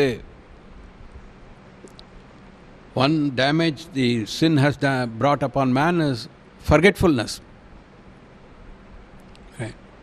ஒரு பாவம் மனிதனுக்குள்ளாக வந்தபோது ஒரு பெரிய பாதிப்பு என்னவென்றால் ஒரு பெரிய பாதிப்பு மனிதனுக்குள்ளாக கொண்டு வந்தது என்னவென்றால், அந்த பாவத்தன்மையினால் அவனுக்கு மறதி வந்தது, forgetfulness. But the Holy Spirit reminds us. Spirit of God, my teacher, be showing the things of Christ to me. More about Jesus. இயேசுவை குறித்து அறிகிற அறிவில் நாளுக்கு நாள் முன்னேற பரிசுத்த ஆவியானவரே என்னை போதிக்க, ஒவ்வொரு நாளும் அவரை அறிகிற அறிவில் சத்தியத்தில் வளர, கேட்டு பெற்றுக்கொண்டவைகளை நினைவு கூர்ந்து. Then 4, he says, keep it. Not just hearing, not just coming to church, not just reading the word, but bringing it into practice in our lives. The church is to keep what they were told. Jesus calls the church to guard and obey what they were told. நீ கேட்டு பெற்றுக்கொண்டவைகளை நினைவு கொண்டு அதை கை கொண்டு மனம் திரும்பு. கை கொண்டு எப்படி மனம் திரும்புது? அதாவது how anodi we are, the more this is one mark of sanctification. பரிசுத்தமாகி கொண்டிருக்கிறோம்ன்றதுக்கு ஒரு அடையாளம் என்னன்னாக்க இதுதான். The more we get to know God, the more we come closer to God, we will realize our anodiness. That's a sign. ஆண்டவரிடத்தில் இன்னும் கிட்ட நெருங்க, ஆண்டவரை அறிகிற அறிவில் நாம் இன்னும் முன்னேற, நாம் எப்படி அதுக்கு பாத்திரம் இல்லாதவர்கள் என்பதை, நம்மளுக்கு எந்த தகுதியும் இல்லாதவர்கள் என்பதை, நாம் மண் என்பதை இன்னும் அதிகமாக மனம் திரும்புவோம், மனம் வருந்துவோம். நம்ம மேலே இப்போ ஏற்பட்ட கிருபை ஆண்டவர் வைத்திருக்கிறாரே, நம்மை குறித்து இப்போ ஏற்பட்ட சிந்தை ஆண்டவர் வைத்திருக்கிறாரே. That's the heart of repentance. Right. மனம் திரும்புதல்ன்றது சாதாரணமான வார்த்தை இல்லை. ஏதோ ஒரு நாள் மனம் திரும்பினா இன்றைக்கி விட்டேன்றதில்லை. த மோர் we will realize how unworthy we are for such a great high calling. It's all of His grace. பேர்பட்ட உன்னதமான அழைப்புக்கு எந்த விதத்திலும் தகுதியில்லை, பாத்திரவான் இல்லை என்பதை நாம் உணர்வோம். அதிகமாக ஒவ்வொரு நாளும் உணர அதுதான். அதை கை கொண்டு மனம் திரும்ப, நாம் கேட்டு பெற்றுக்கொண்டவர்களை நினைவு கூர்ந்து ஞாபகத்தில் வைத்து அதை கை கொள்ளும் பொழுது, ஆண்டவரே பேர்பட்ட பாக்கியவானாகிறதுக்கு என்னிடத்தில் ஒன்றும் தகுதி இல்லை, இருந்தாலும் அழைத்த தேவன் நீர் உண்மையுள்ளவராக இருக்கிறீர், நீர் அப்படியே செய்வீர் என்று அவருக்கே மகிமையை செலுத்துகிறது. Then repent of their sinful spiritual deadness. Right. What will happen? The church facing the risk of dying, and because through dying the judgment. நீ விழித்திராவிட்டால், if you continue sleep, திருடனை போல் உன்மேல் வருவேன், நான் உன்மேல் வரும் வேளையை அறியாதிருப்பாய். நீ விழித்திராவிட்டால், திருடனை போல தூங்குறவனுக்கு திருடன் வரானா எஜமானன் வரானான்னு தெரியாது. அதனால் ஆண்டவர் வர்ற நேரத்தில் நம்ம விழிப்போடு இருந்தால் தான் எடுத்துக்கொள்ளப்பட முடியும். திருடனை போல் உன்மேல் வருவேன், நான் உன்மேல் வரும் வேளையை அறியாதிருப்பாய். The church is called to, it will face the judgment that the Lord will come, right? So repent of the deadness and to be awakened. There was one good thing found in Sardis. You have few names even in Sardis which have not defiled their garments. They shall walk with me in white, for they are worthy. நல்ல அருமையான வசனம். தங்கள் வஸ்திரங்களை அசுசிப்படுத்தாத சில பேர் சர்தையிலும் உனக்கு உண்டு, அவர்கள் பாத்திரவான்களானபடியால் வெண் வஸ்திரம் தரித்து என்னோடு கூட நடப்பார்கள். See, the Lord's eyes do not miss anybody in the church. So many people are there. He is speaking to the church. He says who are worthy. He finds fault. He speaks to everyone to correct. He is not there to condemn. His rebuke is to chasten us, to sanctify us, to awaken us. As many as I love, I rebuke and chasten. யாரிடத்தில் அன்பு கூறுகிறாரோ அவர்களை சிட்சிக்கிறார், அவர்களிடத்தில் பேசுகிறார். தங்கள் வஸ்திரங்களை அசுசிப்படுத்தாத சில பேர் சர்தையிலும் உனக்குண்டு. அவர்கள் பாத்திரவான்களானபடியால் வெண்வஸ்திரம் தரித்து என்னோடு கூட நடப்பார்கள்.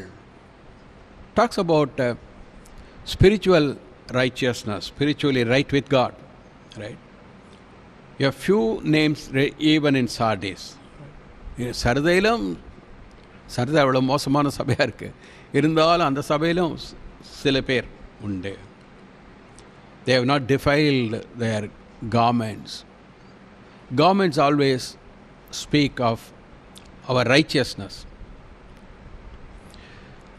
Our righteousness is the one that gives us standing before God. When Adam and Eve sinned, they became ashamed to face God because they realized they didn't have any clothes, they didn't have a covering. Right? So they ran, hid themselves. They tried to make garments out of the leaves. ஆதாம் அவள் பாவம் செய்த போது அவர்கள் வஸ்திரம் இல்லாமல் இருக்கிறோன்ற அந்த உணர்வு அவர்களுக்கு வந்தது. அதனால் தேவனிடத்திலிருந்து ஓடி போய் ஒளிந்து கொண்டார்கள், இலையை வைத்து தங்களை மூடிக்கொண்டார்கள். நீதியின் வஸ்திரம். God has given us the robe of righteousness. In Christ, Christ becomes our all in all. Right? கிறிஸ்து நமக்கு எல்லாவற்றுக்கும் எல்லாமாக இருக்கிறார். அவரே நமக்கு நம்மை நீதிகரிக்கிறவராக, நம்முடைய நீதிபரராக இருக்கிறார். Right? So the garments, the white garments, he is speaking. The Lord is saying here, few names which not defile their garments. There are other people in Sardis who have defiled garments. மற்றவர்களுடைய வஸ்திரங்கள்லாம் கரைப்பட்டிருக்கிறது. God's eyes see that. ஆண்டவருடைய கண்கள் அதையும் பார்க்கிறது. அதனால் தேவன் பட்சபாதம் இல்லாமல் எல்லாரையும் நேசிக்கிறதுனால குறையை குறித்து கண்டித்து உணர்த்துகிறார்.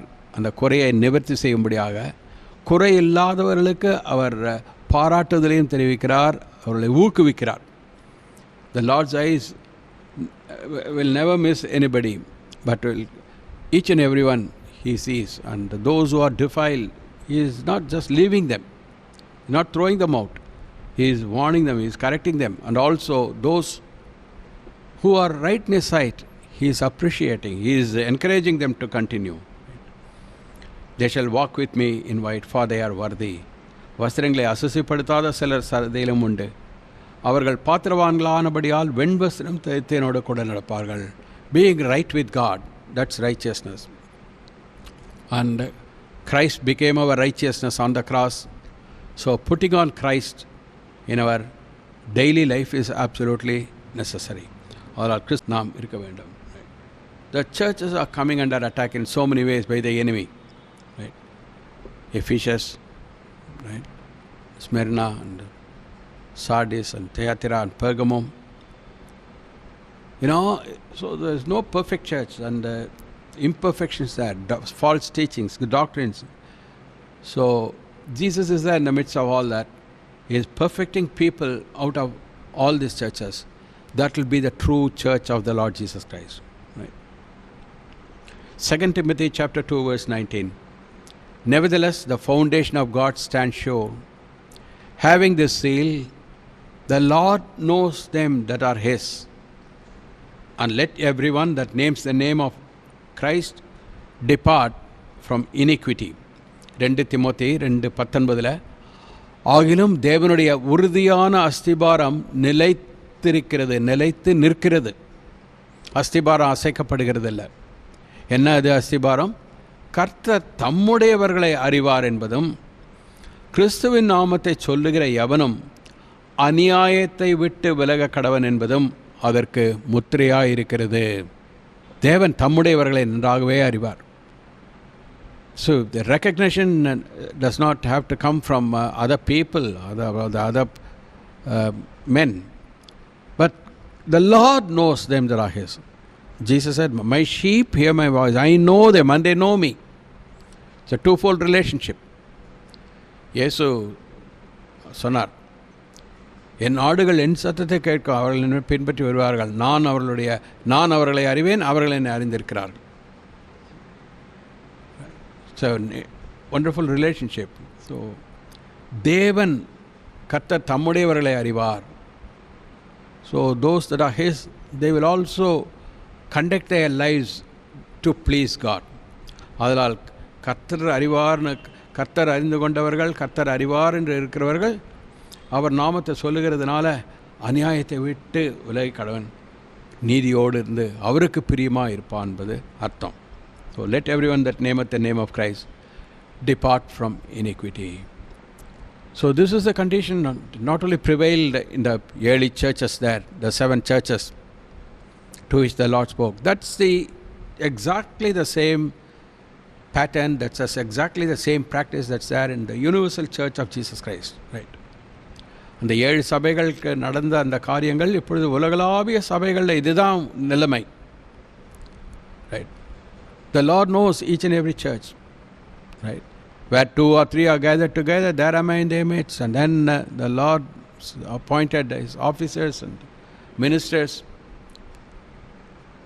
The basic foundation is the Lord Jesus Christ. அஸ்திபாரம், இந்த போடப்பட்ட அஸ்திபாரத்தை தவிர வேறு ஒன்றும் போட முடியாது. அஸ்திபாரம் இயேசு கிறிஸ்து, அவரே மூலைக்கல்லாக இருக்கிறார். He is the chief cornerstone upon which in the whole building is raised. Right? So the church is there, but he is calling out of the visible church. The invisible church is there, visible to his eyes alone. காணப்படுகிற இந்த உலகளாவிய சபையில் காணக்கூடாத அவருடைய சபை அவர் கண்களுக்கு புலப்படுகிறது. அவர் அந்த சபையை பரிசுத்தப்படுத்துகிறார். அவர் வரும் நாளிலே அவரோடு சேர்த்துக்கொள்வார் அந்த சபையை. The church that's there raptured when he comes is a true church. And to that extent, he by his spirit is even today dealing with the visible churches upon this earth.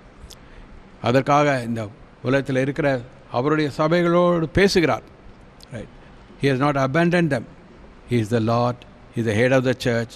And then those who sin, they don't escape his eyes.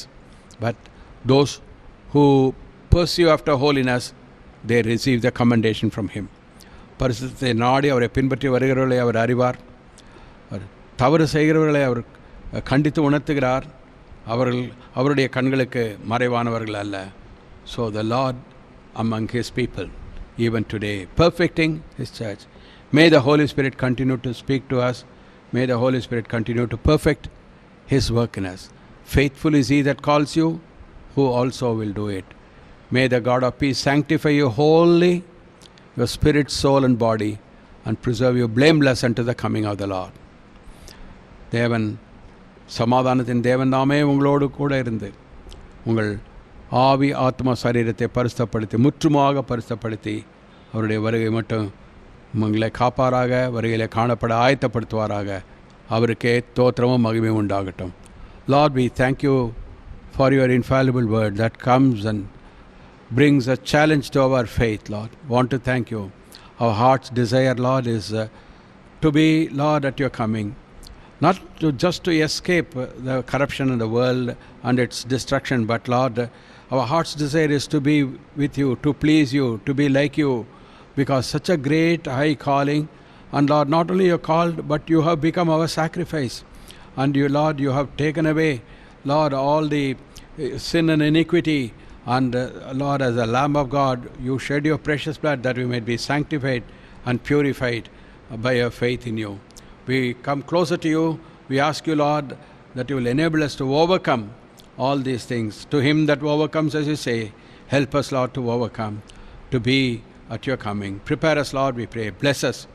May you, by your Spirit, will continue to speak to us, Lord, so that, Lord, the weak will be made strong.